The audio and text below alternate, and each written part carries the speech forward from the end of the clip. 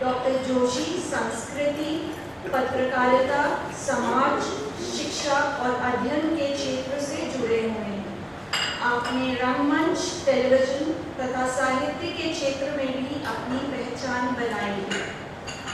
Communication skills, personality development, gender equality, cultural heritage, चिंतन, व्याख्यान और लेखन जैसे विषयों में आप दक्ष हैं। आपने कथा, कविता, नाटक, ललित लेख और व्यंग्य भी लिखे हैं। आपकी 10 से अधिक पुस्तकें प्रकाशित हो चुकी है। आपने कई नाटक भी लिखे हैं, तो 25 से अधिक नाटकों का निर्देशन भी किया है।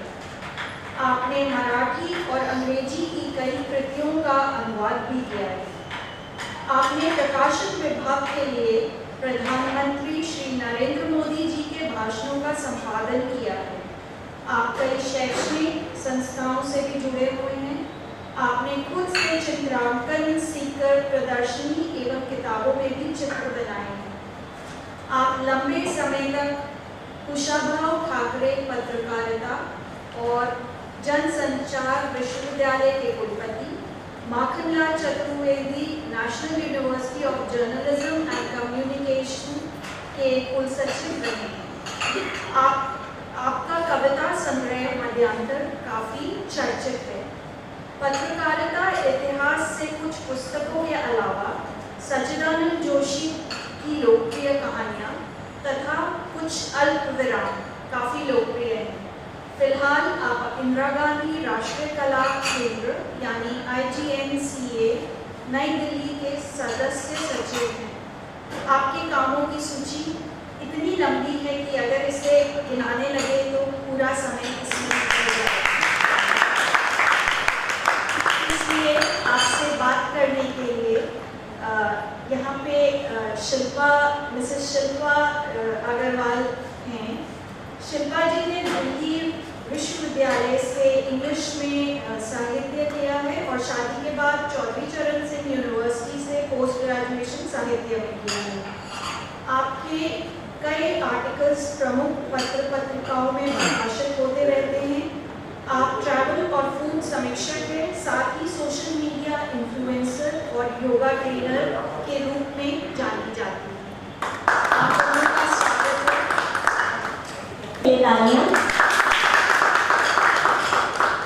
प्रभा कितान फाउंडेशन के सभी माननीय सदस्यों, आदरणीय श्रोतागणों, इस कार्यक्रम में हार्दिक अभिनंदन करती हूँ। डॉक्टर जोशी को चंद शब्दों या लाइनों में इंट्रोड्यूस करना काफी नहीं होगा। मैंने जब रिसर्च किया तो मेरा सिर घूम गया कि एक व्यक्ति इतने रंग, इतने काम। ये कवि हैं, लेखक हैं, नाटककार हैं, टेलीविजन धारावाहिक, रंगमंच, पत्रकारिता एवं संचार और साहित्य से इनका गहरा नाता है। 32वें वर्ष में विश्वविद्यालय के कुल सचिव और 42वें वर्ष में विश्वविद्यालय के कुलपति होने का गौरव इन्हें प्राप्त है।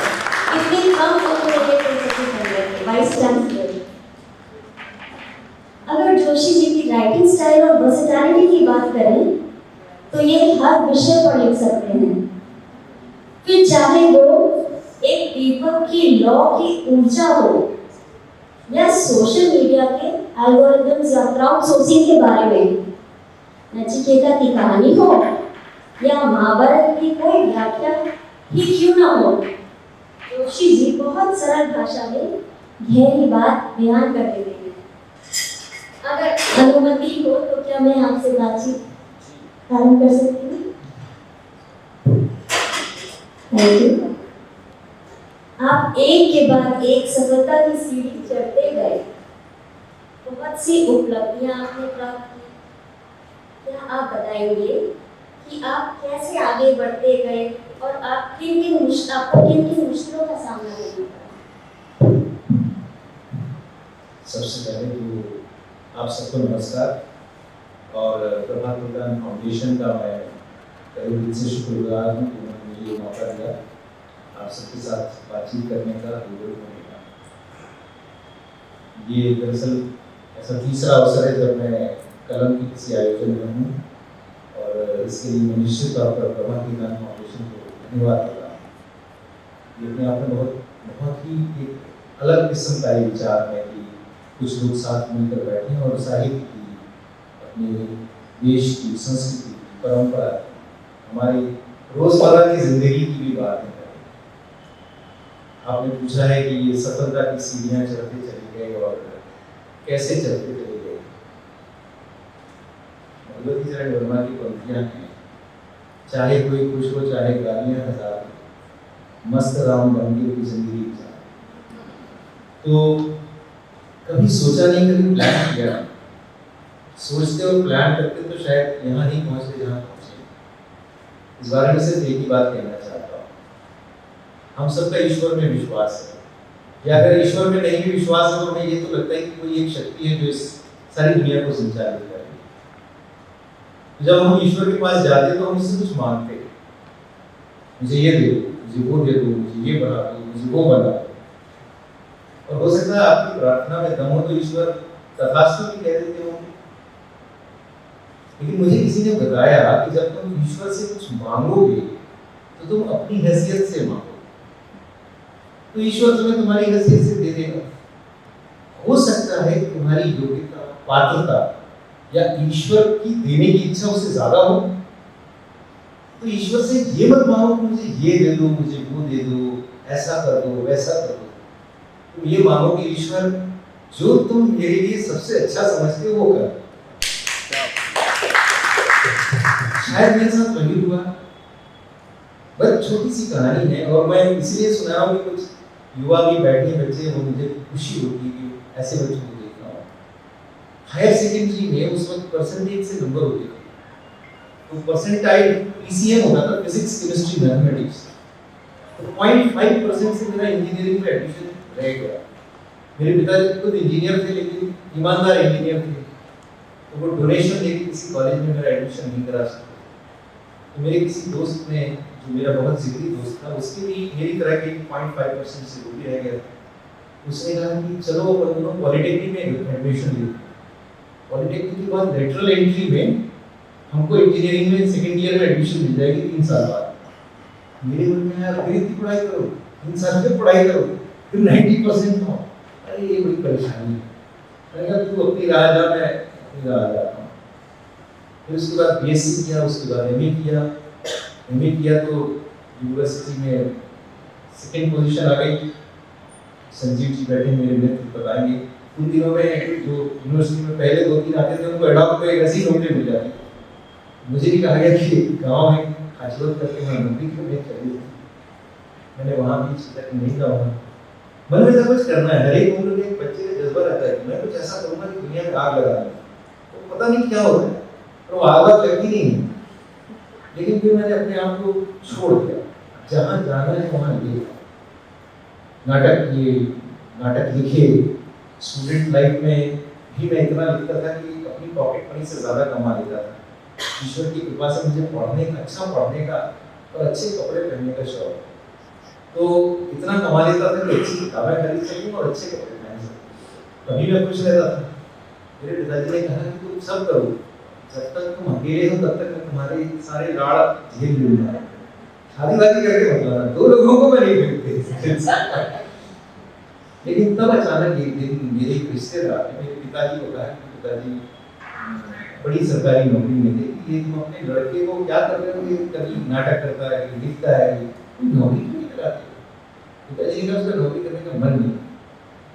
तो उन्होंने कहा कि नहीं, जब तक तुम नौकरी में हो तब तक लगा दो, डेली वेजेस पे चपरासी लगा दो, हमसे कम कोई गरीब घर की लड़की दे देगा, क्या देगा? पिताजी ने मुझसे कहा कि बेटा पानी सर से ऊपर चला गया, अब तुम्हें डेली वेजेस पे चपरासी लगाने की बात करो, इसके कोई ढंग से नौकरी होती है। तब फिर मैंने नौकरी, कहा जाता है कि रोलिंग स्टोन्स गैदर नो मास, ऐसा भी कहा है। मैंने शुरू में 2 साल में 3 नौकरियां बदली, तो यही कहावत मेरे ऊपर लागू होने लगी कि रोलिंग स्टोन गैदर नो मास। लेकिन उसके बाद फिर जो लय मिली, तो मैंने 10-10 साल के 3 टेन्योर किए, 10 साल रजिस्ट्रार, 10 साल वाइस चांसलर, और आप सबकी आशीर्वाद से 7वां साल as member secretary Indira Gandhi national. तो ये जो है, ये मैं सिर्फ इसका नटशेल में ये बताता हूँ कि आप कोशिश करो, क्योंकि कहा गया है कोशिश करने वालों की हार नहीं होती। कोशिश आप करो, लेकिन परिणाम जो है वो उस पर छोड़ो, शायद आपको जिंदगी में बेहतर परिणाम मिले। बहुत अच्छा लगा। जिंदगी का बोनस शीर्षक बहुत ही रोचक है। अगर यहाँ बैठे सभी से पूछा जाए कि उनकी जिंदगी का बोनस क्या है, तो यकीनन रंग बिरंगे और सुंदर जवाब आएंगे। कई जवाब तो जिंदगी का बोनस किताब की कहानियों में झलकेंगे। अगर आप पढ़ेंगे तो आप रिलेट कर पाएंगे आराम से कि वाह, इन्होंने तो मेरी दिल की बात ही इसमें लिख डाली। हैरानी मुझे देख के होती है कि जिंदगी की छोटी छोटी खुशियों को जिसे हम नजरअंदाज कर देते हैं, वो बोनस की तरह किस रूप में हमें मिली है, ये आप इस बुक को पढ़ के जानिए। 21 कहानियां और सभी के शेड्स एंड मूड्स अलग।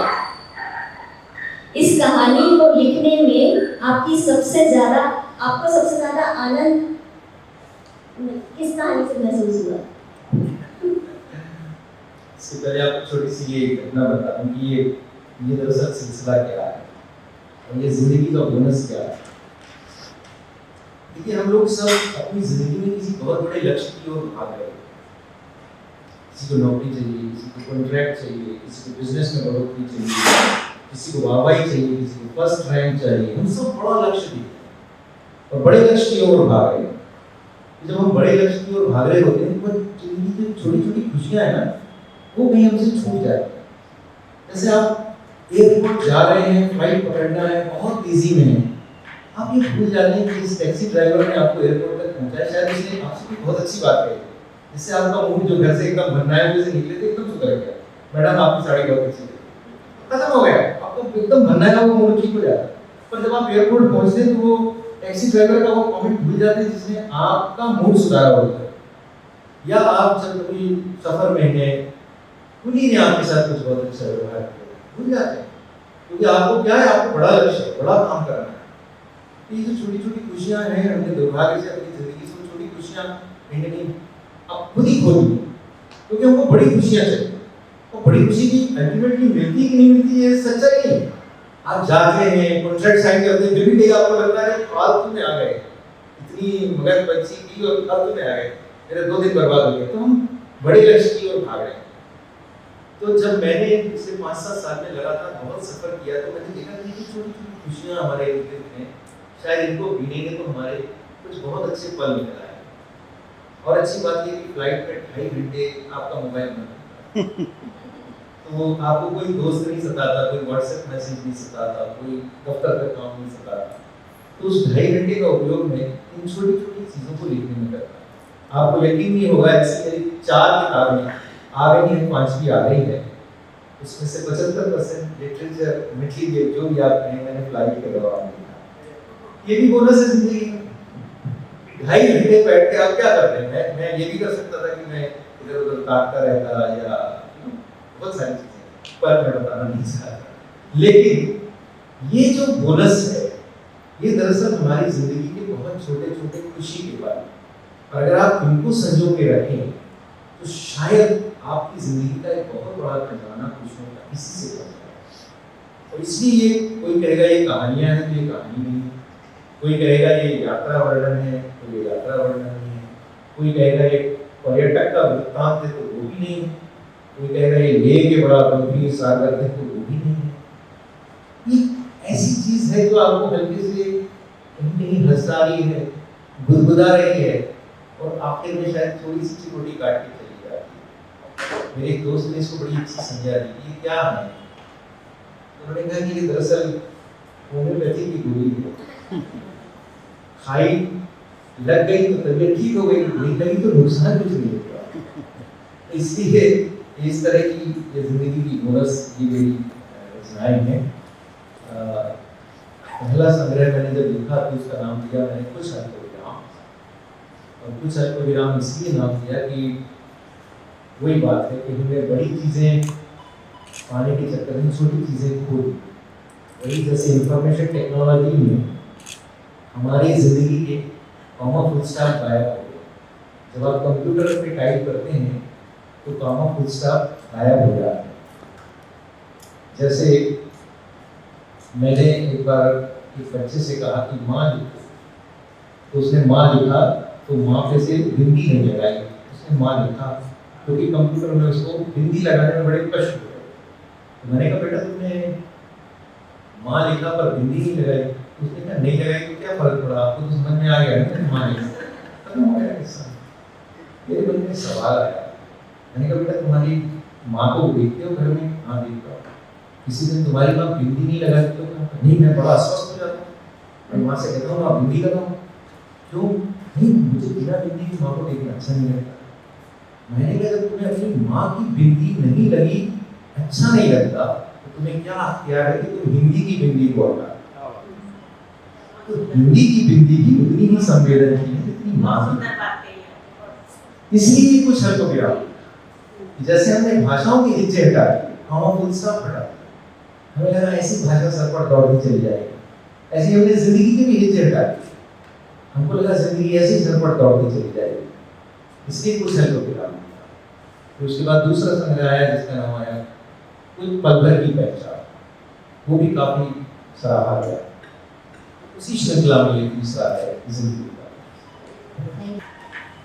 इसमें युधिष्ठिर के 105 वाली बात और कर्ण की कुंठा को जब आपने क्रिकेट के 12वें खिलाड़ी से तुलना की तो मैं आश्चर्यचकित रह गई। वाकई में इतनी हैरान रह गई देखकर कि इतनी दूर तक सोचना।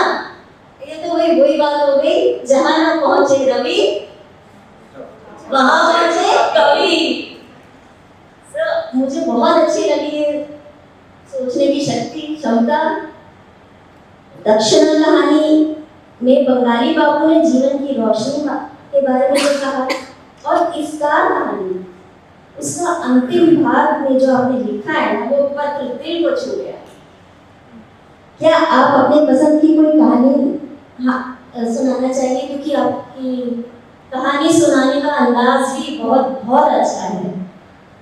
की बात बता, हम अकेले नहीं, एक नहीं, ये दरअसल जब हम सब कोविड से जूझ रहे थे उस वक्त की ये रचना। और जब हमने युधिष्ठिर की 105 वाली बात की तो वो ये लिखा कि महाभारत का एक प्रसंग है जिसमें कोई और राजा आकर कौरवों पांडवों पर आक्रमण करना चाहता है। तो वो कहता है कि आप तो 5 पांडव हैं, 100 कौरव हैं। युधिष्ठिर कहता है कि जब हम आपस में झगड़ रहे हैं तब हम 5 पांडव और 100 कौरव हैं, लेकिन जब कोई बाहर का हम पर आक्रमण करेगा तो हम 105 ही याद रखना। ये बात मैंने इसलिए कही थी कि कोरोना से पूरा देश जूझ रहा था, सब लोग अपनी अपनी तरह से देश को मदद करने की कोशिश कर रहे थे, और उस बीच में कुछ लोग थे जो कांग्रेस भाजपा कर रहे थे, समाजवादी कर रहे थे, बहुजनवादी कर रहे थे, कुछ लोग थे जो उसमें से राजनीतिक एजेंडा ढूंढ रहे थे। मुझे लगा कि क्या इस वक्त भी हम कौरव पांडव हैं? क्या इस वक्त हम 105 नहीं हो सकते क्या? इसलिए हमने वो बात। और दूसरी बात इसलिए लिखी कि ऐसे बहुत सारे लोग थे जो विपक्षी खेमे में थे और जो प्रतिभाशाली हैं, जो क्षमतावान हैं, जिनकी प्रूवन एबिलिटी है इस तरह के कामों को कहीं ना कहीं देखने। तो क्या जरूरी है कि हम उनकी मदद ना लें? तो मुझे ऐसा याद आया कि महाभारत का प्रसंग है, कर्ण की पूरी क्षमता थी और सबको मालूम था कि अगर कर्ण युद्ध में उतर गए तो पांडव कहीं नहीं लगे। बिना कवच कुंडल के भी कर्ण उतने क्षमतावान थे कि वो पांडवों को हरा सके। और ये कौन जानता था? भीष्म पितामह जानते। इसलिए भीष्म पितामह ने कर्ण को कहा कि नहीं, तुम अर्धरथी हो, तुम पीछे जाओ, पहले महारथी जाएंगे, अतिरथी जाएंगे, तुम बाद में। तो वो जो कर्ण की कुंठा थी, उस कुंठा को मैंने उनके साथ कहीं ना कहीं जोड़ने की कोशिश की, जो कहीं दूसरे खेमे में है, ज्यादा प्रतिभाशाली क्षमतावान है। तो इस संकट की घड़ी में हम उनको क्यों नहीं साथ लेते, उनको क्यों नहीं अपनी टीम में लाते, ताकि हम सब मिलकर इस त्रासदी से निकल सकें। और ये जो त्रासदी है, ये इसलिए ये वही जानता है जो पूरा क्षमतावान होने के बावजूद 11 की टीम में नहीं आता और 12वां खिलाड़ी बनाकर उसे बैठाया जाता है। इसलिए वो बात दिमाग में है। आपने ये कहा है कि कहानी सुनाए, अगर आपकी इजाजत हो तो ये इफ्तार कहानी में सुनाना चाहता हूँ, क्योंकि ये शायद आज के वातावरण के लिए भी बहुत उपयोगी हो सकती है, होना चाहिए, ऐसा मुझे लगता है। और ये 10% जो सच नहीं है वो सिर्फ इसलिए कि कहानी नहीं। रायपुर से जब ट्रेन में बैठा तो कूपे में अकेला ही था। भोपाल में एक सेमिनार था, सोचा माँ पिताजी से मिलना हो जाएगा। एक दिन सेमिनार और एक दिन घर, इस हिसाब से 2 दिन की तैयारी से निकला था। नीचे की बर्थ थी, इसलिए सामान सजाकर लेट गया और पुस्तक पढ़ने लगा। शाम के 4 बजे होंगे। खाली डिब्बा हो तो पुस्तक पढ़ने का आनंद बढ़ ही जाता है। पुस्तक पढ़ने में समय कब निकल गया पता ही नहीं चला और दुर्ग स्टेशन आ गया। जब चाय वाला चाय पूछने आया तो पता चला कि दुर्ग आ गया। ट्रेन में पेंट्री होती हुई स्टेशन वाले वेंडर्स का अंदर आकर चाय या नाश्ते या खाने की चीजें देने का तमाशा बस इसी स्टेशन पर दिखाई देता है। तंद्रा भंग हुई तो देखा सामने वाली बर्थ पर भी एक सज्जन आ रहे थे। उनकी उम्र मेरे ही बराबर थी। उनके पास भी ज्यादा सामान नहीं था। लगता था मेरी इस तरह 1-2 दिन का ही सफर करने के लिए निकले। आरंभिक हेलो हाय में मालूम पड़ा कि उनका नाम अतहर अली है और इलेक्ट्रिसिटी बोर्ड में कोई इंजीनियर है। रहते जबलपुर में है, किसी काम से भिलाई आए थे, अब सारडी जाना है, जिसके लिए वो घोड़ा डोंगरी उतरे थे। अरे घोड़ा डोंगरी तो आधी रात को आएगा, मेरे मुंह से निकल गया। जी हाँ, ट्रेन समय पर हुई तो 2-2:30 बजे आएगा, लेकिन आप चिंता ना करें, आपको डिस्टर्ब किए बगैर मैं उतर जाऊंगा। अतहर अली बोले, अरे नहीं, मेरा मतलब वो नहीं था। मैं तो सोच रहा था कि आपकी नींद कैसे पूरी हो। जी कल थोड़ा सा ही काम है, बाकी पूरा दिन तो सोना ही है। सारणी वैसे भी ऐसी जगह है जहाँ देखने के लिए और कुछ है नहीं। इधर उधर की बातों में राजनांदगांव निकल गया। थोड़ी देर कमर सीधी कर लेता। कल रात भी सफर किया था, ट्रेन में नींद पूरी नहीं हुई। अतहर अली बोले और लेट गए। कूपे में हम दोनों ही थे। टीटी ने बताया कि नागपुर तक हम दोनों ही हैं इसमें। डोंगरगढ़ से आगे निकलने के बाद ट्रेन की गति धीमी हो गई, बीच बीच में रुकने भी लगी। फिर सले कैसा पर आकर तो बिल्कुल ही थम गई। जो ही ट्रेन रुकी, अतहर अली हड़बड़ा कर उठे। उन्होंने घड़ी देखी और उनके चेहरे पर चिंता की लकीरें पड़ गई। गोलियां कितनी दूर है भाई साहब, उन्होंने मुझसे पूछा। इसका राइट टाइम तो 6 बजे का है, लेकिन अब पता नहीं कब पहुंचे। मेरा जवाब उन्हें और ज्यादा अस्वस्थ कर दिया। वे उठे और कूपे के बाहर टीटी को खोजने चले गए। ट्रेन अचानक बीच में रुकने से थोड़ा तेजी तो मैं भी हुआ, लेकिन अतहर अली को बहुत ज्यादा परेशान नजर आ रहे थे। 5 मिनट बाद जब वे लौटे तो उनके चेहरे पर टीटी मिलने का भाव तो था, पर उससे संतोषजनक उत्तर न मिल पाने का भाव ज्यादा स्पष्ट था।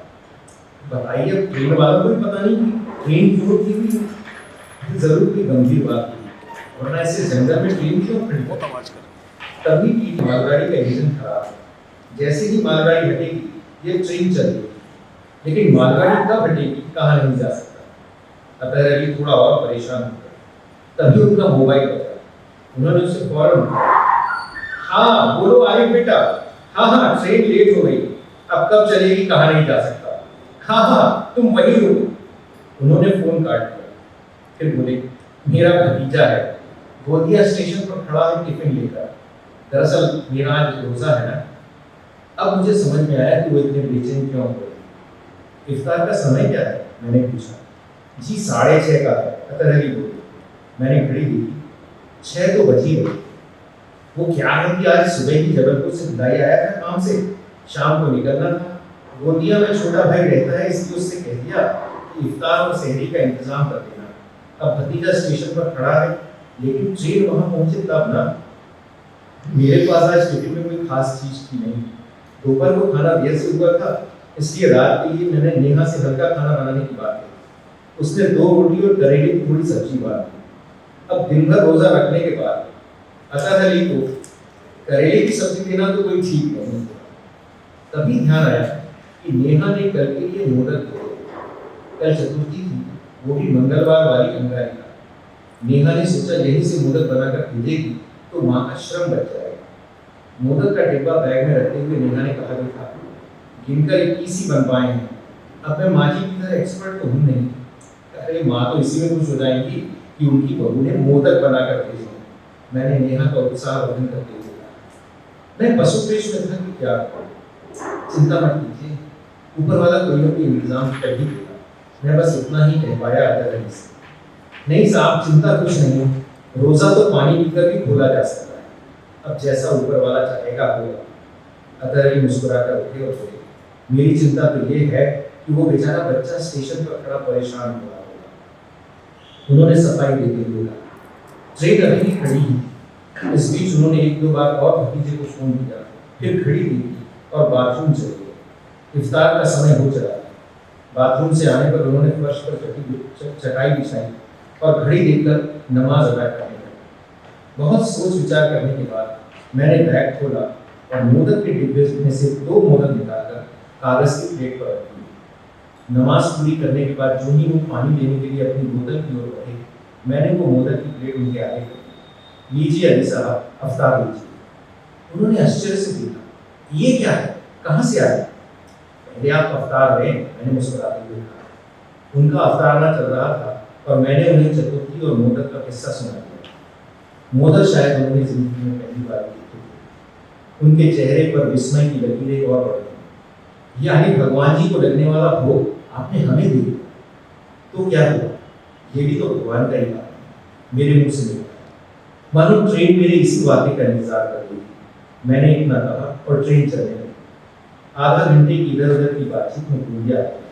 घड़ी उस वक्त 7:30 बजा रही। ट्रेन रुकते ही आरिफ एक बड़ा सा स्टील का टिफिन और एक मिठाई का पैकेट लेकर डिब्बे के अंदर आया। चाचा भतीजे का मिलाप हुआ। अतर अली ने आरिफ से मेरा परिचय कराया। आरिफ उन्हें समझा रहा था कि इसमें 2 डिब्बे हैं, एक अभी खाने के लिए और नीचे वाला सेहरी के लिए। आरिफ उतरा और ट्रेन चली। रात में अतर अली ने भुना गोश्त और रोटी खाई। उन्होंने मुझे भी ऑफर किया, लेकिन शाकाहारी होने के कारण मैं अपने साथ लाए करेलों पर ही संतुष्ट था। सुबह जब ट्रेन भोपाल स्टेशन आने को हुआ तो नींद खुली। सामने की बर्थ खाली थी, यानी अतर अली घोड़ा टोली उतर चुके थे। पानी पीने के लिए बोतल की तरफ हाथ बढ़ाया तो देखा उसके पास मिठाई का एक पैकेट रखा था और बोतल के नीचे एक कागज रखा था। कागज थोड़ा तो पाया, एक छोटी सी चिट्ठी थी जो अतर अली ने लिखी थी। मजमून कुछ यूं था, भाई साहब, ये सफर ताज़गी याद रहेगा। रात को आपको डिस्टर्ब करना मुनासिब नहीं समझा। आसिफ से गोंदिया की मशहूर दुकान से स्पेशल मलाई पेड़े मंगवाए थे खास आपके लिए। ये मत समझना कि हिसाब किताब कर रहा हूँ, वो सब तो ऊपर वाला ही करेगा। बस एक गुजारिश है, आज शाम माजी से कहकर इनका भी भोग लगवा देना भगवान को और हमारे लिए दुआ मांगो। आपका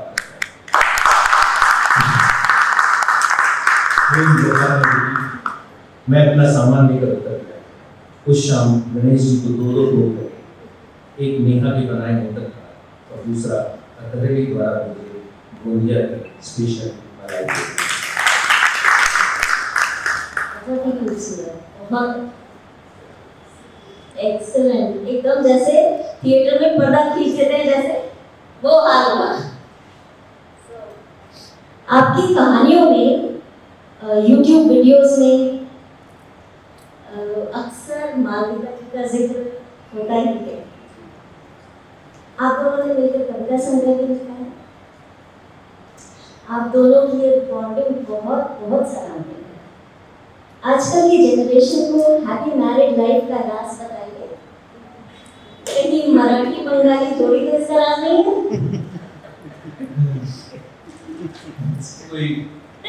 कोई फॉर्मूला इसका है नहीं और कोई फॉर्मूला होना नहीं चाहिए। जैसे हर एक एवरी चाइल्ड इज डिफरेंट, जैसे एवरी मैरिज इज डिफरेंट, तो उसका कोई फॉर्मूला होता नहीं। एक ही फॉर्मूला है जो आपको साझा करता हूँ मालविका जी से सहमत हूँ। क्योंकि सारी कहानियों में एक बार ये हुआ कि पलवर की पहचान में किसी पे चर्चा चल रही थी तो सुरेश पचौरी जी ने कहा कि इस पूरे के पूरे संग्रह में मालविका जी तो खड़ी हैं आपके साथ, उनको इस प्रोग्राम में क्यों नहीं बुलाया?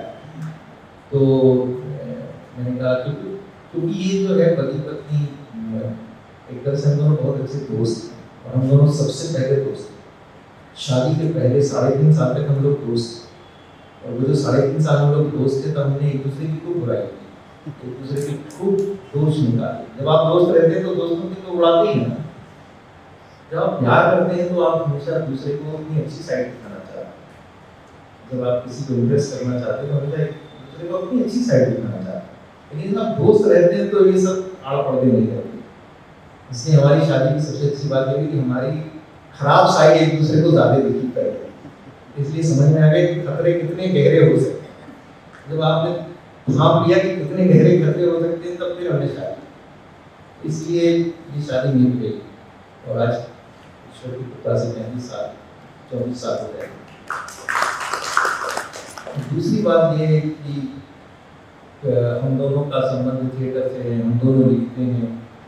किसी ने हमसे ये भी कहा कि आपकी जिंदगी अभिमान फिल्म की तरह भी हो जाएगी। ऐसे भी खतरे हुए। हमारे कुछ दोस्तों ने भविष्यवाणी की थी, लेकिन कितने दिन शादी टिकती है। जिस दिन हमारी शादी का रिसेप्शन खा रहे थे, मतलब इतने नामुराद की रिसेप्शन खाते वक्त तो अच्छा बोलो, रिसेप्शन खाते वक्त भी कह रहे थे कि आज खा लो पार्टी, पता नहीं कब तलाक की खानी पड़ेगी, ऐसे भी कहने वाले लोग थे।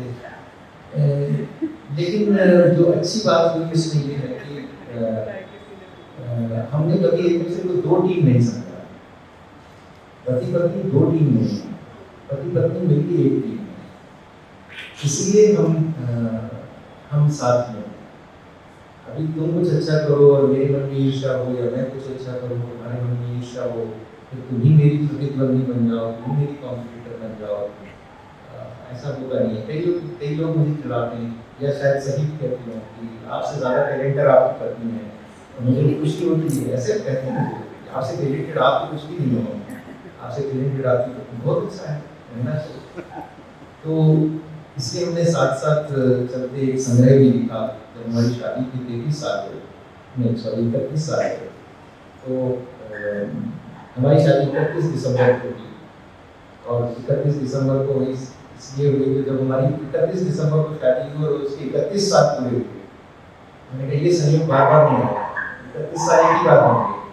तो फिर हमने एक संग्रह निकाला जिसमें 31 कविताएं मालविका की और 31 कविताएं मिली।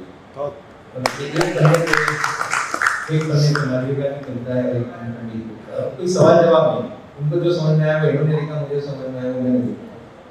मिल गया तो अच्छा हुआ, नहीं मिला तो अच्छा हुआ। और इस तरह से पर कुल मिलाकर जब आप समझें कि पति पत्नी कॉम्पिटिशन में तो बड़ा खतरा है। आपको हमेशा समझना कि हम दोनों मिलकर एक टीम है। मेरे बगैर उनका अस्तित्व नहीं है और उनके बगैर मेरा अस्तित्व नहीं। तो जब तक हम एक दूसरे की प्रतिष्ठा के लिए इतने सजग नहीं होंगे तब तक कोई भी शादी उस तरह से आगे नहीं चलती। कोई हमारे घर में बॉस नहीं है, उनको कई साल शादी के बाद तक मालूम नहीं था कि उनके पति की तनख्वाह क्या है, उनको भी नहीं मालूम। ये उनकी सहेली ने उनसे पूछा कि उनकी सहेली ने बताया कि मेरे पति को इंक्रीमेंट मिला, मालूम वो इस स्केल में पहुंच गए। तो ये बड़ी चिंतित होती कि वो हमारी शांता दीदी है, उनके पति इस स्केल में पहुंच गए, उनका पहुंचोगे। मैंने कहा मैं तो 5 साल से उस स्केल में काम कर रहा हूं। तो फिर उसने अगले दिन उनको जाके बताया कि ये हिरण को तो 5 साल से उस स्केल में। उसने इनको डांटा कि तुम बड़ी पढ़ो, तुम्हारे घर में हिसाब कैसे चलता है। इन्होंने जो तरीका बताया वो बड़ा भयानक था। इन्होंने कहा कि हमारे घर में अलमारी है, उसमें एक लिफाफा है, जब ये तनख्वाह आती है तो ये उसमें डाल देते हैं, जब मुझे लगते हैं तो मैं निकाल लेती हूँ, इनको लगते हैं जब नहीं निकाल देते हैं, जब खत्म हो जाता है तो बिना हिसाब किताब की जिंदगी चली 34 साल चली और आगे भी चल जाएगी। बहुत बुरा भाग करने से बड़ी गड़बड़ होगी। हम लोग कोई व्यापारी की दुकान तो नहीं, जिंदगी व्यापार तो नहीं। जिंदगी जो दरअसल भावनाओं का एक समूह है और उस भावनाओं के समूह में ये आर्थिक लेन देन नाम तो चल नहीं सकता।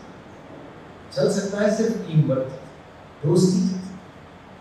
वो हम दोस्त ऐसा नहीं है, कोई कहता लगता है कि झगड़ते हैं, हमें एक जैसे कपड़े पहनते तो लगभग लगता है हमें झगड़ते नहीं, खूब झगड़ते हैं, मैं तो झगड़ता इतना झगड़ा होता है कि बच्चों को बीच बचाव करना होता है। मेरा छोटा बेटा दिल्ली में है, बड़ा पूना में है, फिर छोटा बड़े को फोन करता है कि भैया जरा आओ यार फोन लगाओ, तो भैया जानबूझ के फोन लगाता है बीच में ही ताकि बीच बचाव हो सके।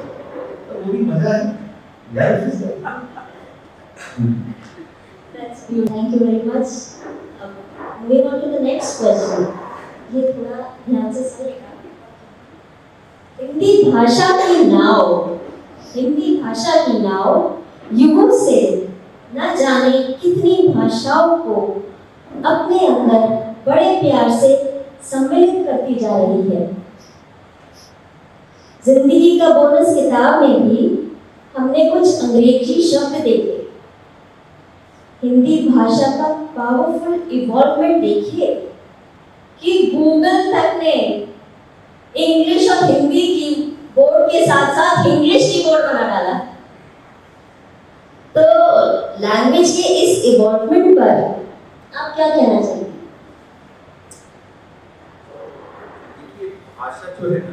भाषा जो है ना वो नदी के प्रवाह की तरह है, उसे अनावश्यक रूप से बांधना नहीं चाहिए।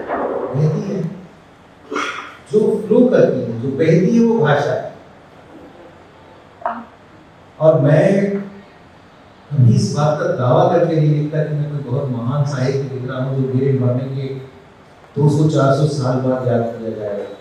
मान लो याद कर भी लिया, मुझे क्या फर्क पड़ेगा, मैं तो मर ही गया हूँ ना। मैं तो वो लिखूं जो आज किसी को पढ़ने में सुकून दे। जिस भाषा में मैं बात करता हूँ, जिस भाषा में मेरे बच्चे बात करते हैं, जिस भाषा में मेरा आस पड़ोस बात करता है, मेरा परिवेश बात करता है, मैं उस भाषा में बात करूँ, मैं उस भाषा में लिखूँ जो सबको समझ में आए। फिर वही बात करूँ, सुपाच इजीली डाइजेस्टेड, ऐसा भारी भरकम लिख दूँ कि बम्बास्टिक हो जाए, ऐसा भी प्रयोग किया। आप ऐसा मत समझिए। मैंने जब मैं एक बड़ा रोचक किस्सा वाकया है आपको सुना देता हूँ, नाम नहीं दूंगा क्योंकि वो बड़े लोग हैं। नया कुलपति बना, जैसा आपने मेरी परिचय में पढ़ा सुना कि मैं 42 साल में कुलपति बन गया। जब आप कम उम्र में कुलपति बनते तो आपको लगता है कि आपको प्रूव भी करना है कि आप उस पद के लायक हैं। तो एक दिन मुझे हरियाणा में भाषण देने बुलाया। उस वक्त हरियाणा के तत्कालीन मुख्यमंत्री और एक केंद्रीय मंत्री मंच पर बैठे थे और मुझे पत्रकारिता के भविष्य पर एक 40 मिनट का भाषण दिया। तो मैंने अपनी पूरी ऊर्जा लगा के उसको तैयार किया और मैंने 40 मिनट तक बड़ा जबरदस्त भाषण दिया। भाषण देने के बाद मुख्य अतिथि के रूप में केंद्रीय मंत्री आई और उन्होंने कहा कि जोशी जी आपने भाषण तो बहुत अच्छा दिया, थोड़ा हिंदी में भी बोलते तो बड़ा अच्छा मुख्यमंत्री जी अध्यक्ष वक्तव्य के लिए जोशी जी हिंदी तो हमने बहुत सुनी, बहुत सुनी, लेकिन ऐसी गाढ़ी हिंदी हमने कभी नहीं सुनी। मुझे उस दिन लगा कि शायद अपनी विद्वत्ता को दिखाने के चक्कर में कहीं बहुत अपने साथ छोड़ता हूँ। भाषा देखिए आतंकित मत हुई, उसने अंग्रेजी का प्रयोग कर दिया, उसने उर्दू का प्रयोग कर दिया। हम लोग बड़े डर जाते हैं, अरे क्या कर दिया उसने, अंग्रेजी के कितने शब्द डाल। अब ये जिंदगी का बोनस है, बोनस शब्द ही अंग्रेजी का, तुम्हें क्या करूं इसमें, मैं क्या कहूं। बोनस का वैकल्पिक शब्द आप मुझे बताइए, मैं नहीं कहूंगा। लाभांश, अब मैं लिखूं जिंदगी का लाभांश तो आपको मजा आएगा। लाभांश डिविडेंड है शायद, लाभांश बोनस नहीं है, क्योंकि हमारे यहाँ बोनस देते नहीं है ना। हम तो जिंदगी को निचोड़ लेते हैं, बोनस नहीं देते जिंदगी से। तो जिस शब्द की जो खूबसूरती है, आप ब्रेड पकोड़ा खा रहे हैं, आप बता दीजिए आज सुबह मैंने ब्रेड पकोड़ा खाया, डबल रोटी का पकोड़ा खाया बोलेंगे तो बड़ा मन में अटक जाएगा ना, तो पकोड़ा मिल जाएगा, गले के नीचे नहीं जाएगा, ब्रेड पकोड़ा सच से नीचे चला जाएगा। तो इसलिए भाषा के प्रयोग में आतंक जो सहज है, जो मन में आपके तुरंत आता है, जो लेखनी में आता है और जो मेरी लेखनी में आता है, जो आपके दिल तक पहुंचता है। अगर आपके भी यहीं अटक गया मेरा शब्द या यहाँ अटक गया तो मेरा तो लिखना बर्बाद हो गया। मैं तो यहाँ और यहाँ के लिए लिख नहीं रहा हूँ, मैं तो यहाँ के लिए लिख रहा हूँ। अगर मैंने इफ्तार लिखी और आपकी ओर गीली हो गई तो मैं किसी भी भाषा में लिखूं, मुझे कोई डर कोई संकोच नहीं। मेरा सोचना यह है कि मेरा लिखा आपके दिल में उतरना है, बस। यूनिवर्सिटी में जर्मन पढ़ेगी तो मेरी जर्मन की टीचर क्या बोलेगी, जिस भाषा में सबसे ज्यादा गालियां, दैट इज द रिचेस्ट भाषा, मैंने कहा हमारी हिंदी तो सलामत है, फिर हमारी हिंदी भाषा बिल्कुल सलामत है। So moving on to something which all of you should think about. Mark Twain ने कहा था, the two important days in your life are the day you were born and the day you find out why. Have you found out your why? छोटा सा उत्तर देता हूँ, जिस दिन मैं वाई का उत्तर ढूंढ लूंगा मैं खत्म हो जाऊंगा। ये जो वाई है यही जिंदा रखता है, और ये वाई है यही मुझे चलाए रखता है। नई नई चुनौतियों के साथ, नई चैलेंजेस, नए शिफ्ट, नए लोग, नई बातें, वही जिंदगी का नवाचार है। तो वही 10 से 5 दफ्तर किया, वही 5:30 बजे घर आ गए, वही अखबार पढ़ लिया, क्या जिंदगी रहेगी? मजा नहीं आएगा ना। ये वाई ढूंढना, और मैं ढूंढ भी रहा हूँ, आपको सच बताऊँ मैं वाई ढूंढ भी रहा हूँ। मैंने वाई के ऊपर छोड़ दिया, तू ढूंढ ले, तेरे को चाहिए तो तू ढूंढ ले, तुमको जो अच्छा लगता है वो मेरे लिए मार्ग ढूंढ दो, मैं चलता हूँ। मैं ढूंढूंगा तो फिर वही होगा कि मैं अपने दारिद्र्य से कुछ ऐसा ढूंढूंगा और खुद ही पछताता रहूंगा। तुम ढूंढोगे तो क्या ढूंढोगे? तुम ढूंढो, जैसे ईश्वर का होता है। आप कभी किसी मंदिर में, कोई धार्मिक स्थान पर, जो या आपके मन का जो स्थान है, वहां आप कभी प्लान करके जा ही नहीं सकते।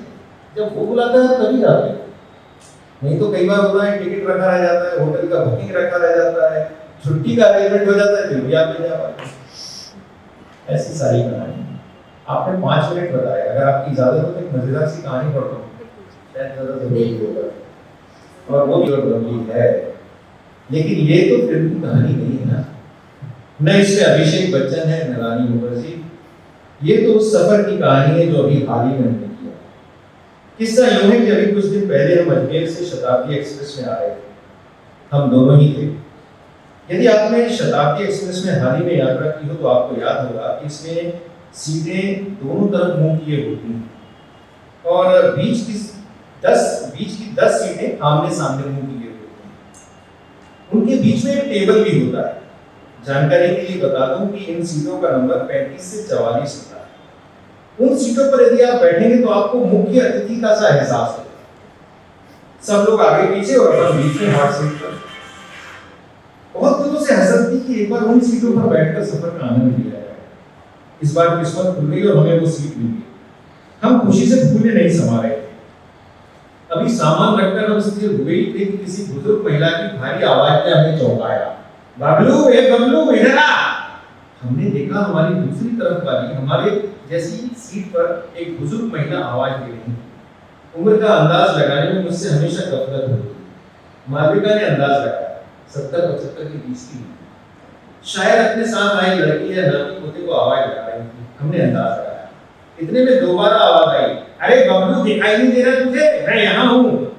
फिर अपने आप से ही, लेकिन जरा जोर से बोली, जो हमें भी सुनाई दिया, बावला है, वहीं देख रहा है आसपास, ये नहीं दिख रहा, इधर उधर भी देख ले। हम उनकी इस अदा पर कुछ प्रतिक्रिया करते, इसके पहले पीछे से आवाज आई, आ रहा हूँ दीदी, आ रहा हूँ, बीच में से जरा ये सामान निकल जाए। आवाज सुनकर हम आश्चर्य में पड़ गए। आवाज तो किसी बुजुर्ग की थी। बबलू का नाम तो सूट करने वाली नहीं थी। हमने पीछे मुड़कर देखा।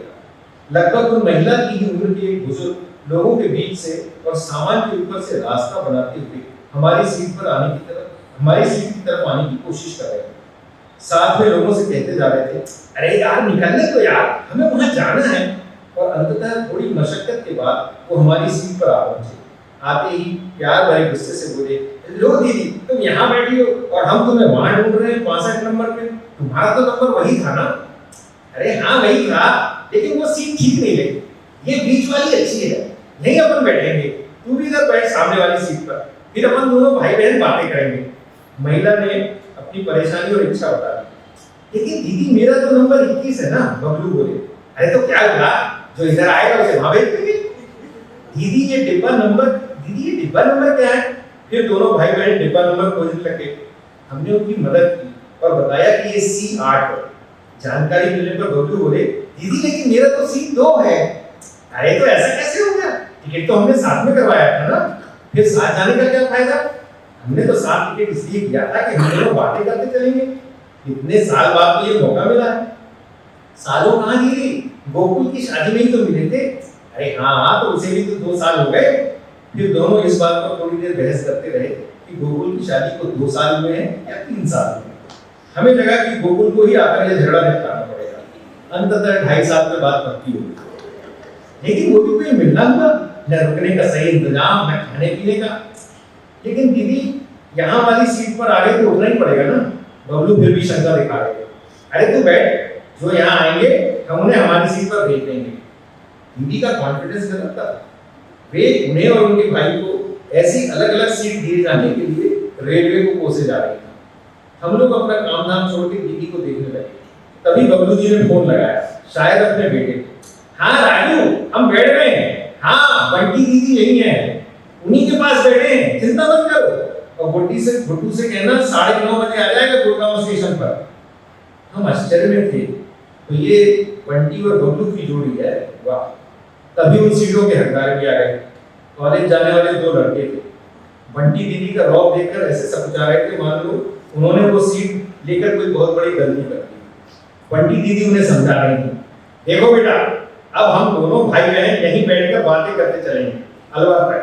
इसलिए तो हमने टिकट करवाई है। तुम तो जवान हो, बैठ जाओ कहीं पर। वो दोनों बेचारे अपना समूह लेकर सीट की तलाश में निकल गए। बंटी दीदी ने उनकी परवाह किए बगैर अपनी थैली में से अंगूर और नमकीन निकाला और खाना शुरू किया। बबलू को भी आग्रह किया, अरे ले लो, तेरी पसंद का नमकीन लाई हूँ, जैन नमकीन भंडार से, तुझे बहुत पसंद है ना। पसंद तो अभी है दीदी, लेकिन अब चाहते नहीं बनता। अरे तेरी क्या पूरी दालें निकल गई? नहीं दीदी, 2 बची हैं, लेकिन अब उसमें दम नहीं बचा। फिर बबलू ने अपना स्वास्थ्य बुलेटिन शुरू कर दिया। कब्जियत भी रहती है, कब बहुत जमा हो जाता है, और अब तो नींद की भी परेशानी होने लगी। बुलेटिन शायद और चलता, तभी टीसी महाशय आए। हमें भी उत्सुकता थी कि बंटी दीदी टीसी से कैसे निपटेंगी, लेकिन उन्होंने टीसी पर ऐसे हल्ला बोला मानो दोनों को अलग अलग सीट देना उसी की गलती है। अब बताओ हम कैसे जाएंगे बात करते करते? कभी तो मौका मिलता है। भैया तुम तो ऐसा करो, ये हमारे भाई की सीट भी यहीं कर दो, बस अब तो हम सीधे अलवर में ही उठेंगे। इसके बाद ये सीट जिसे देना, जिसे चाहो दे देना। टीसी बेचारा परेशानी में पड़ गया।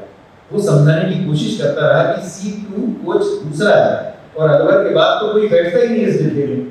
अब वो तो सब तुम जानो भैया, हमने तुम्हें बता दिया, बस हो गया। बंटी दीदी ने कहा और प्यार से बबलू को अंगूर खिलाने में लगे। हमें टीसी पर दया आ रही थी। दया हम उन दोनों बच्चों पर भी आ रही थी जो अपनी सीट छोड़कर इधर उधर बैठने की जुगाड़ कर रहे थे। इन दोनों की सीटों को हथियाने के कारण पूरे कोच में काफी एडजस्टमेंट करने पड़ रहे थे, जिनकी इन्हें खबर नहीं थी। बंटी दीदी फोन पर जोर जोर से बात कर रही थी, शायद अपने बेटे से। उनका उसे हिदायत देना भी जारी था, अच्छू बेटा अकेले जाना स्टेशन पे, सबको मत लाना, और बहू से कहना ज्यादा खाना न बनाए रात को, हमसे खाया नहीं जाएगा रात को। ट्रेन अपनी गति पकड़ चुकी थी और हम अपने अपने काम में व्यस्त थे। बीच में निगाह जाती तो देखते भाई बहन अपनी बातों में मशगूल थे। बहन बीच बीच में भाई को हिदायत देती थी स्वास्थ्य के बारे में, बहुओं से कैसे पेश आना चाहिए इस बारे में। भाई भी फिर परेशानी बताता, लेकिन दीदी अब बीच में डकार आ जाए खाने में तो क्या करें, क्योंकि जान के थोड़ी करता हूँ। इतने पे उन्हें गुस्सा आ जाता है हमारी बहूरानी को। अरे नहीं चलता आजकल की लड़कियों को, हमें भी संभाल कर रहना चाहिए, उनके हिसाब से चलना चाहिए। अब कितना चलो दीदी उनके हिसाब से, 2 रोटी भी चैन से नहीं खाने देती, डकार आ जाए, गैस आ जाए तो पता नहीं चलता। अरे मैंने किसी के बहू को समझा दिया है, अपने तौर तरीके भी बता दिए। बहू बहुत लाड़ करती है, एकदम बिछी जाती है। इस संवाद के बीच वो फोन भी लगा दी थी, कभी किसी को कभी किसी को। सबको बताना जरूरी होता था कि इस सफर में बबलू भी उनके साथ। घर में सब बेसब्री से इंतजार कर रहे हैं कि मैं कब पहुंचूं, बार बार फोन करे जा रहे हैं। वे किसी और का वार्तालाप सुनना शिष्टाचार की पद्धति में नहीं आता, लेकिन उनका संभाषण इतने तीव्र स्वर में था कि न भी सुनना चाहे तो पूरा सुनाई दिया। नींद आना संभव था नहीं। इस बीच ट्रेन में नाश्ता भी आया और भोजन भी। हमने बंटी और बबली की बातचीत सुनते सुनते अलवर कब पहुंच गए हमें पता ही नहीं चला। बंटी दीदी ने फिर फोन लगाया, बेटे तुम आराम से आना, बबलू मामा हमें उतार देगा। क्या गुड्डी भी आ रही है? अरे तुम लोग तो मेरा पूरा जुलूस ही निकल आओगे। कहा ना मैं उतर जाऊंगी। अलवर स्टेशन आया, बंटी दीदी उतरी। अपना सामान तो ले ही गई, साथ में अपने सह यात्रियों की सील्ड पानी की 2 बोतलें भी। सहयात्री भी उनके दबदबे से इतने आतंकित थे कि ये तक नहीं कह पाए कि वो हमारे लोग हैं। बबलू भैया ने उन्हें हिफाजत से स्टेशन पर उतार दिया। ट्रेन चल पड़ी। अब बबलू भैया अकेले ही थे, लेकिन फिर भी अपनी मूल सीट पर जाने के लिए तैयार नहीं थे। वो दीदी द्वारा लाए गए अंगूरों को खत्म करने में व्यस्त हो गए। जिनकी वो सीट थी, वो बेचारे एक बार फिर आए, इस आस में कि शायद अब उन्हें अपनी सीट पर बैठने को मिल जाए। बबलू जी ने उन्हें यूं देखा मानो वे उन्हें जिंदगी में पहली बार देख रहे हैं। बेचारा अपना सा मुंह लिए वापस चल गए। तभी बबलू जी को दीदी की याद आई और उन्होंने फोन मिलाया। अज्जू बेटा, तुम स्टेशन पर पहुंचे कि नहीं? अरे ट्रेन तो कब की पहुंच चुकी। क्या? अरे मैं तो उन्हें वहीं बैठा आया था, बेंच पर चाय वाले के पास। हाँ आधा घंटा हो गया। तुम पहुंचे नहीं थे क्या? अरे अब मैं क्या करता बेटा, तुम नहीं थे तो मैं वहीं बैठा के आ गया। हाँ बेटा, आप बाजार निपटा के चले जाना, नहीं तो परेशान हो जाएगी बेचारी। बबलू ने फोन बंद किया और फिर अपने आप से ही बोली, सब जगह एक सा ही है। हम भी आश्चर्य में थे कि इतनी ठसक दिखाने वाली दीदी को लेने उनका बेटा अभी तक स्टेशन नहीं पहुंच पाया। ट्रेन अब गुड़गांव पहुंचने वाली थी और बबलू जी अपने साथ वाली सीट पर बैठे सज्जन से पूछ रहे थे, भैया गुड़गांव स्टेशन से डीएलएफ का ऑटो का किराया कितना होगा, इसका अंदाजा है आपको? उन्हें भी मालूम था कि शायद जैसा स्वागत दीदी का हो रहा है वैसा ही स्वागत उनका भी होने वाला है। क्या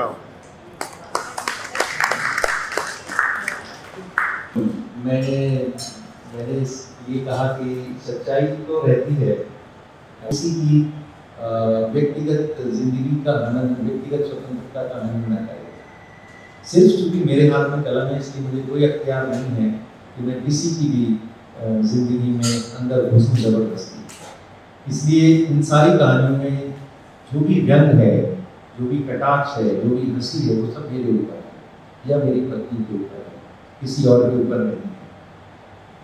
दूसरा ये कि मेरी कहानियों में अलग अलग ढंग से अलग अलग महिलाएं आती हैं। कई बार वो मालविका के नाम से आती हैं, कई बार और भी नाम से आती हैं। मैंने पहले संग्रह में ये लिखा कि ये ना मान लें कि ये सारी पत्नियां मेरी ही हैं। अलग अलग शेड्स हैं जिंदगी के, अलग अलग शेड्स होते हैं जिंदगी के। ये ऑटोबायोग्राफिकल नहीं है, बट हाँ कहीं ना कहीं जिंदगी के कुछ वास्तविक इंसिडेंसेस से वो रिलेट करती हैं। Words आपने कितना simply written, but you convey it so very well. मतलब and it comes across as if जैसे आपने बोला जिस भाषा में लोग देखो मैं बातचीत कर रहा हूँ वैसे ही I have conveyed in my book. I think hats off. Thank you. Thank you so much. Thank you, sir, for your nice and beautiful narration. First of all, it was just wonderful, as if we were sitting in the theatre. ऐसा महसूस हो रहा था। दूसरी बात, I just want to ask you, I mean, it's a very personal question also. The underlying current of your story or thought, whatever you will say, the generation today has become irresponsible. Do you want to convey this?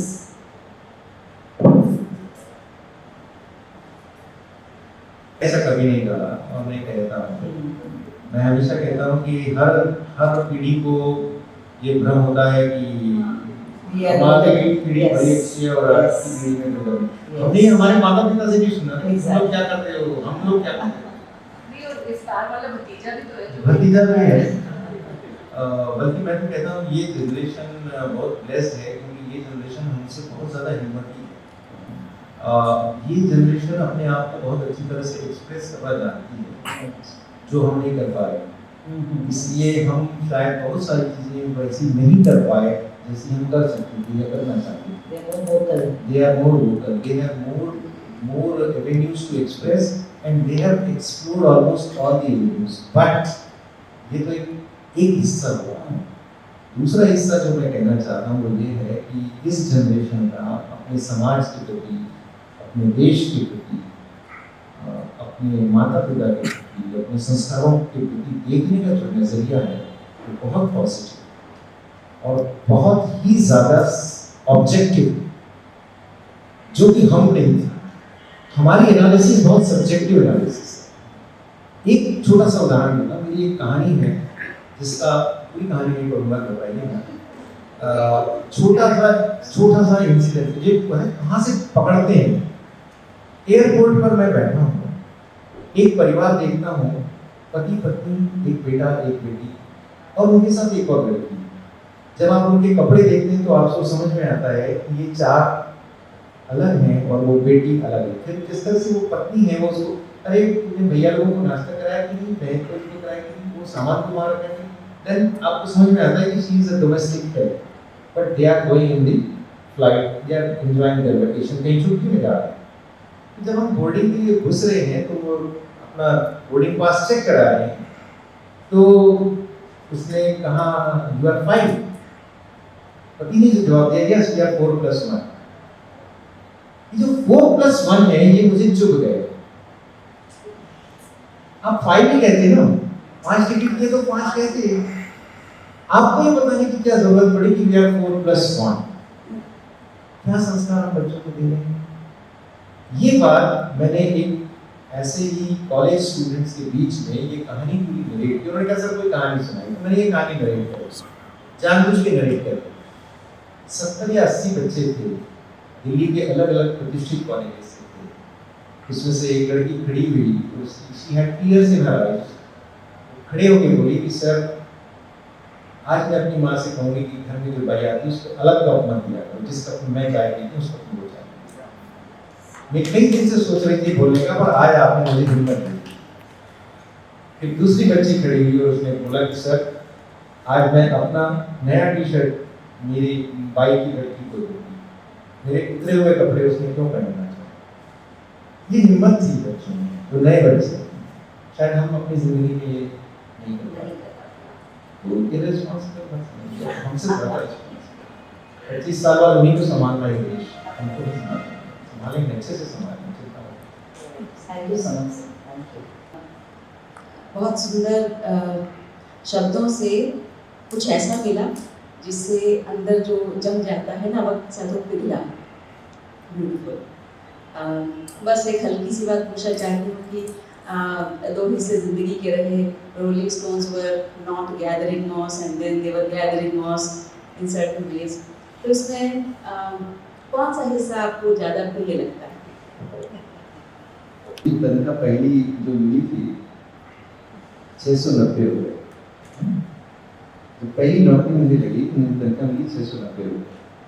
और जैसा मैंने बताया, मालिका हमारी बहुत अच्छी दोस्त थी। मालिका ने मुझे कहा कि हम सब दोस्तों में पहले दिन से कोई नौकरी लगी तो पार्टी दो। तो हमने भोपाल के बाहर एक ऐसा बड़ा रोड साइड ढाबा था जहाँ पे जाके लोग पार्टी देते। पीने पानी का शौक नहीं था, फिर भी जम के वहाँ पे 8 या 8 लोग थे, जम के रोटी सब्जी चिकन विकन सब खाना। और उसका 8 लोगों का खाने का बिल हुआ 640 रुपये। मैंने 60 से 640 रुपया निकाला और दे दिया। बाहर आए तो इनमें से किसी ने पूछा यार बताइए तेरी तनख्वाह कितनी है? मैंने 690 रुपये। तो वो भी मजा था। आज शायद भारत सरकार की जो पे स्केल की लिमिट होती है, शायद उसकी हाईएस्ट पे स्केल की लिमिट में 7 साल से काम कर रहा हूँ, फिर भी लगता है कि पता नहीं कल सुरक्षित रहूँगा कि नहीं रहूँगा। तो कौन सा अच्छा है? वो अच्छा था ना कि 690 तनख्वाह मिलती थी, 650 एक झटके में उड़ा दिया दोस्तों के खिलाने। और अब जबकि आपको मिल रहा है पैसा तब भी लगता है आज ये रास्ते में पूछ रही थी मुझसे कि क्या करना चाहूँगी।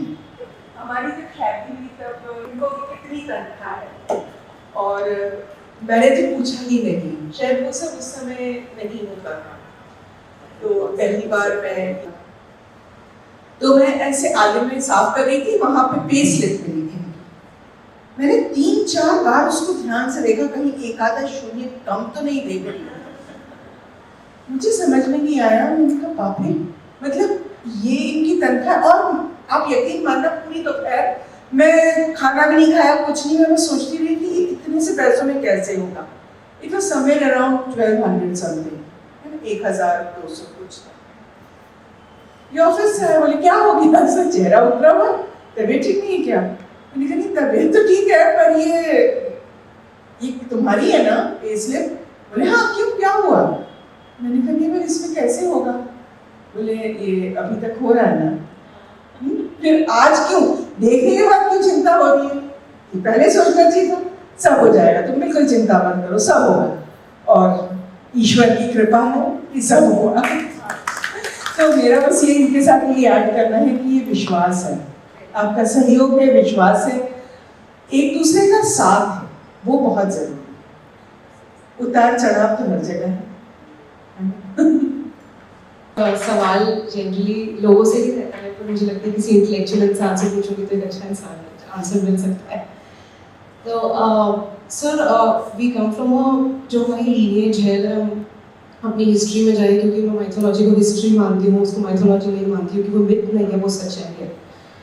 तो हमारे जो स्टोरीज हम सुनते हुए बड़े हुए हैं कि Hiranyakashipu tried to kill his son, and throughout the killings were happening, the attempts to kill his son were happening, वो throughout अपने फादर को उसने कभी डिसरिस्पेक्ट नहीं किया, अल्टीमेटली नारायण को आना ही पड़ा।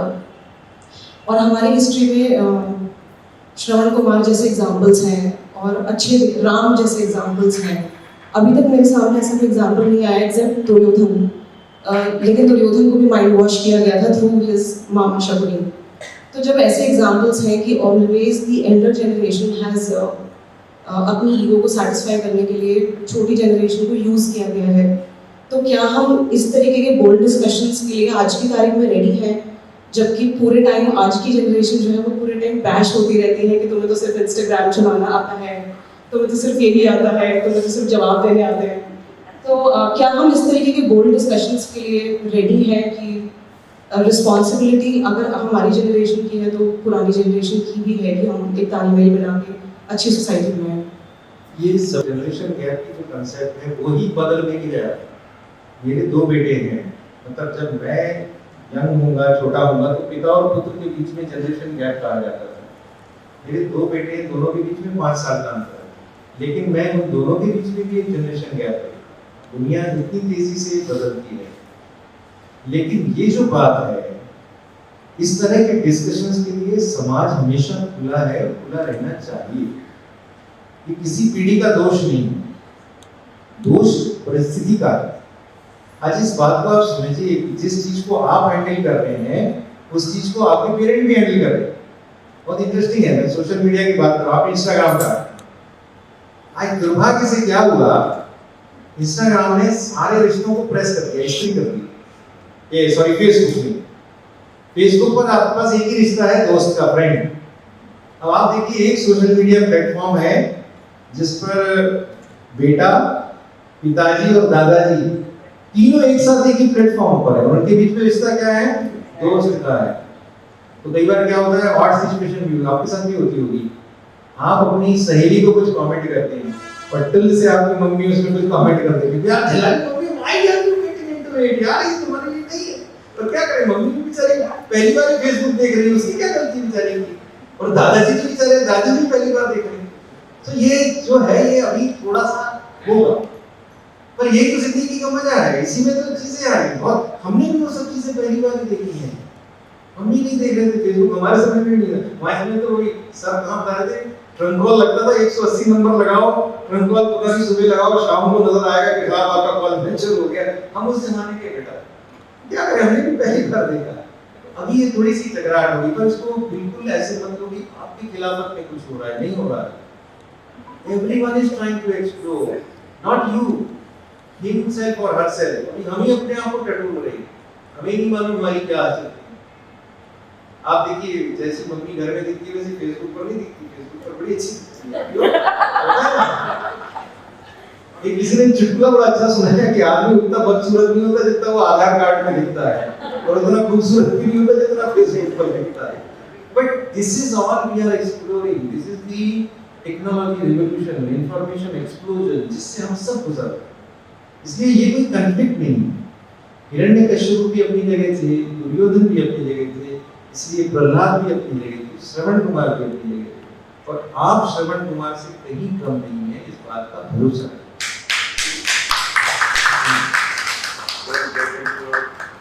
नहीं, कविताएं तो हैं, पर जैसा इन्होंने जिंदगी के बोनस में कहा है, तो जो ऑब्जर्वेशन है that is very very important.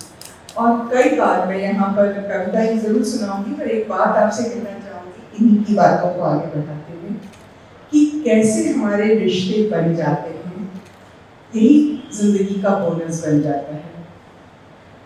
Raipur से भोपाल मैंने बहुत सफर किया था ट्रेन में, 10 साल ये रहे वहाँ, और मेरा आना जाना लगातार बना रहा। और ऐसे ही एक बार इन्होंने मुझे बिठा दिया ट्रेन में, अमरकंटक एक्सप्रेस में, बिलासपुर पर। मुझे हमेशा साइड की बर्थ बहुत अच्छी लगती हैं जब भी मैं अकेले ट्रैवल करती हूँ, कि अपना बैठे पर्दा खींचा खत्म हिस्सा। अचानक एक लड़का आया मेरे पास बिलासपुर में, बोला आंटी क्या आप मुझसे एक्सचेंज कर सकती हैं अपनी सीट? तो मैंने कहा कि नहीं बाबा, मैं कहीं नहीं जाऊँगी, मेरा बहुत सामान पड़ा है। नहीं आंटी, मैं सब कुछ आपका रख लूँगा, लोअर बर्थ ही है, पर मेरी एक नंबर है। तो मैंने कहा तुम्हारा तो बहुत अच्छा एक नंबर है, बढ़िया सीट है तुम्हारी, क्यों चेंज करना चाहते हो? नहीं आंटी, वो क्या है ना, यहाँ पे देखिए मेरे सारे फ्रेंड्स हैं, तो मैं अकेला वहाँ हूँ। तो मुझे भी लगा कि अगर मेरा बेटा होता मुझे भी चेंज करना पड़ता, कर लेती हूँ, कोई फर्क नहीं, पर शर्त ये रखी कि सारा सामान आप ले जा करके वहाँ रखोगे, मेरा मैं कुछ नहीं खाऊँ। तो वहाँ पर सब रखा, और बिलासपुर में एक्चुअली 7, साढ़े 7, 8 बजते हैं खाने का समय होता है। तो वहाँ बैठने के बाद मैंने अपना खाना निकाला, और जैसे होता है अपने साथ के सब यात्रियों से मैंने ऑफर किया था कि हम खा चुके हैं। तो मैंने मिठाई का डब्बा निकाला, और सामने जो बैठे थे मैंने उनको ऑफर किया, तो उन्होंने काजू कतली के 2 टुकड़े लिए, और ऊपर एक और जन बैठे थे, थोड़े उम्र दराज थे, तो मैंने उनको ऑफर किया। तो वो बोले नहीं मैडम, मैं सवेरे लूँगा, मैं डायबिटिक हूँ, मैं सवेरे लूँगा आपसे मिठाई। ठीक है, मैंने रख दिया। अब सुबह 6 बजे करीब नींद मेरी खुल जाती, मैंने देखा वो भी जगे हुए थे, तो नमस्ते वगैरह की, फिर बोले वो मिठाई दे दीजिए मेरी। तो मैंने कहा बिल्कुल, सवेरे 6 बजे खाने के लिए कोई उठ जाए, मिठाई मतलब बड़ी बात है। फिर वो नीचे आए, बात करते करते, चौबे जी थे, पुलिस से रिटायर हुए थे और इंदौर में रहते हैं, ये सारी बातचीत हुई, हमारे फ़ोन नंबर्स हमने एक्सचेंज किए। अब चौबे जी से क्या काम पड़ने वाला है, ठीक है चलिए, हो गई बातचीत। मैं भोपाल अपने घर आ गई, और करीब 1 महीने बाद चौबे जी का फ़ोन आया कि मैडम तो रायपुर कब जा रही हैं आप? अरे मैंने कहा ये तो बड़ी गड़बड़ बात है। मैंने कहा मैं रायपुर नहीं, पर इंदौर जरूर जा रही हूँ, अभी 10 दिन बाद शादी है। तो बोले तो घर आइए। अब मैंने कहा ये आदमी पहली बार मिला है, तो कैसे इनके घर चली जाऊँ, मैंने इनको बताया, और ये इस मामले में बड़े से कहते हैं ठीक है चलो। तो हम इंदौर में उनके घर गए, फिर उनके घर में उनकी माँ थी, उनका बेटा, उससे मुलाकात हुई, बहू से मुलाकात हुई, सब कुछ हुआ। तो इतना सब कुछ इलाबोरेट करने का मेरा सिर्फ एक ही उद्देश्य था, इस तरह से हमारी उनसे मुलाकात हुई, और उनका रायपुर आना जाना रहता था। तो एक बार अपने बेटे को लेकर, बेटा बड़ा था, और बेटे को लेकर के वो रायपुर आए, और इनसे मिलवाया, मुझसे मिले सब कुछ। और इस बात को आज 15 साल होने आए हैं। चौबे जी तो शायद नहीं, मतलब चौबे जी नहीं रहे, वो शायद उनसे मुलाकात सिर्फ इसलिए थी कि उनके बेटे से हमारी मुलाकात होती, अमन से। और आज अमन हमारे घर का एक बहुत अहम हिस्सा है। दोनों बेटे उसे अपना बड़ा भाई मानते हैं। मेरे बड़े बेटे की शादी में इंदौर में हुई चीज जान से वो पूरे समय लगा रहा, बस एक ही गलती करता है, वो इनको भैया बना लिया, मुझे भाभी। मैंने कहा मैं तेरी दीदी होती और वो जीजा जी होते, तो इनको भैया बोलता है, इनको और भैया ही मानता है। तो ये हम जो जिंदगी का बोनस है, और इतना बड़ा बोनस मुझे नहीं लगता कि किसी को मिलता होगा। जोशी जी कुछ कहना चाहते हैं मुझे?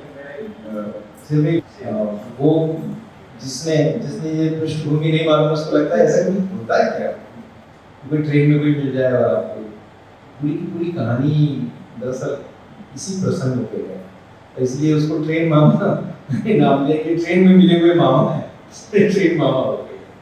तो आज की वो हमारे घर का सदस्य है, आप उसको चाहे जो काम करिए वो मना नहीं, और शायद चौबे जी ने इसलिए उसको हमसे मिलवाया होगी, चौबे जी को लगा कि अब मेरा इकलौता बेटा है, मैं नहीं रहूँगा, तो मुझे लगता है कि एक परिवार हो जहाँ वो अधिकार से जा सके, और हमारे लिए भी एक और सदस्य मेरे परिवार का बेटा है।